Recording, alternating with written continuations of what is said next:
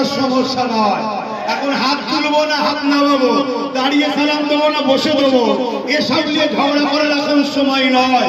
কেন? এটা আমাদের মধ্যে জুজিয়াত লড়াই। এ লড়াই ছিল, আছে, থাকবে, কিন্তু এখন আমাদের লড়াই আল্লাহ বিদ্বেষীদের বিরুদ্ধে, মিটে যাবে বলছে তাদের বিরুদ্ধে। এখন আমাদের লড়াই নবীর নাম নিয়ে যাদের বিরুদ্ধে। এখন নবী তো আমাদের সবার, আল্লাহ তো আমাদের সবার।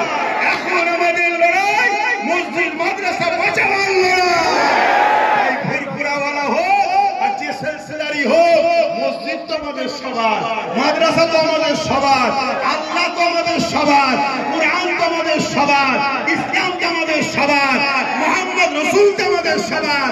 এখন ইসলামের মূলে হাত দিয়েছে, তাই আমাদের জুদিয়াত মাসলা, আমাদের লড়াই, আমাদের কিতাবী আলোচনা ওটা ছিল, আছে, থাকবে, কিন্তু এখন নয়। যখন বাপকে গাল দেয় জমি জায়গা ঝগড়া ভাই ভাই করলে হয় না।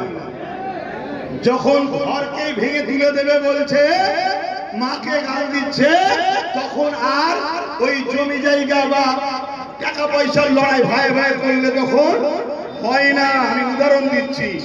এখন আমাদের ইসলামের মূলে আঘাত দিয়েছে, আল্লাহর বিরোধী করেছে। তোমাদের এই পাশে আল্লাহর বিরোধী কথা বলেছে। তাহলে এই লড়াই এখন আমাদের ইসলামকে বাঁচাবার জন্য, ন্যায়ের পক্ষে।